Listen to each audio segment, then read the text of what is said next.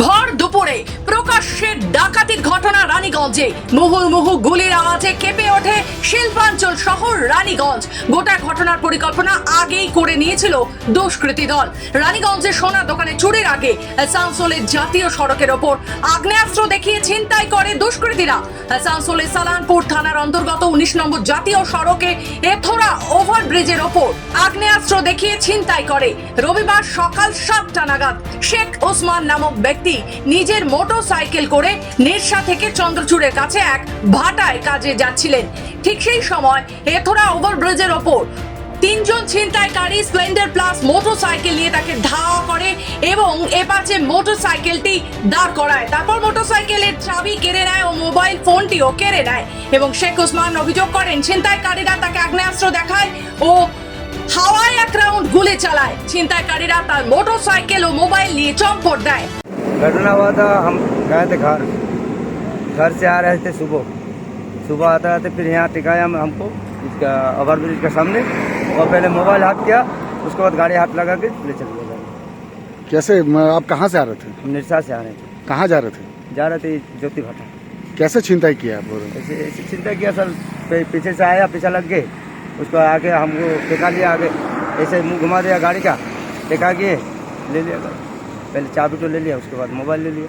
জানা যায় এরপরই রানীগঞ্জের এনএসবি রোডে পাশে সেনকো গোল্ড সোনার দোকানে ডাকাতি করে তারা। একেবারে ফিল্মি কায়দায় ডাকাতি।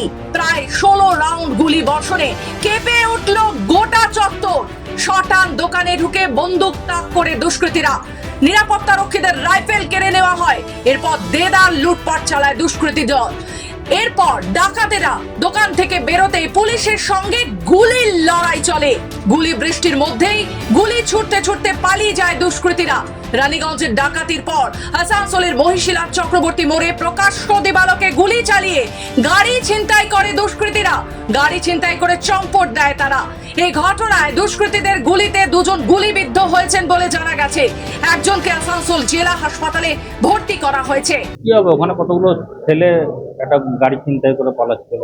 আপনি কোন জায়গায় থাকেন এবং কি দেখেছেন? চক্রবর্তী মোড়ে থেকে। চক্রবর্তী মোড়ে থাকেন, মানে এক্স্যাক্টলি কি দেখলেন একটু বলুন, একটু এক্সপ্লেন করুন। কিছু না, 2-3টে গুলির আওয়াজ শুনলাম, পালিয়ে যাচ্ছিল, একটা আমার হাতে লেগেছে, মানে হাতে লেগেছে? ওই মানে ছাররা লেগেছে ওটা। পুলিশ সূত্রে জানা গেছে ঝাড়খণ্ডে গা ঢাকা দিয়েছিল দুষ্কৃতীরা। তাদের মধ্যে একজনকে ইতিমধ্যেই গ্রেপ্তার করেছে বলে জানা যাচ্ছে। আসানসোল থেকে রাহুল পাসওয়ানের রিপোর্ট, খবর বাংলা। এবং এই গ্যাংটাই এরপরে আসানসোল সাউথে ঢুকে সাউথের এরিয়া থেকে একটা গাড়ি স্ন্যাচ করে এবং গাড়ি স্ন্যাচ করে ওরা পালাতে থাকে। তো আমাদের পেছন পেছন আমাদের টিমও যায়। যে গাড়িটাকে স্ন্যাচ করে নিয়ে যাওয়া হয়, এটাকে আমরা গিরিডি পুলিশের হেল্প নিয়ে আমরা অলরেডি ডিটেন করেছি। একজনকে মিসক্যান ধরা পড়েছে, বাকিদের খোঁজে তল্লাশি চলছে। আর ডাকাতি রিলেটেড যা কিছু ইস্যু আছে আমরা ইনভেস্টিগেশন শুরু করেছি, তদন্ত চলছে। যা কিছু পাওয়া যাবে, ডেভেলপমেন্ট হলে আপডেট আপনাদের করে জানানো হবে। যাকে আটক করা হয়েছে তার নাম কি, কোথাকার বাসিন্দা? তার নাম আমার এখনো পাইনি, ওরা চলছে ইন্টারোগেশন। কোথাকার বাসিন্দা? আপনার ঝাড়খণ্ড। সে কি আহত? না, সেটা এখন আমি বলতে পারছি না। আমাদের টিম পৌঁছেছে, জিজ্ঞাসাবাদ চলছে এখন।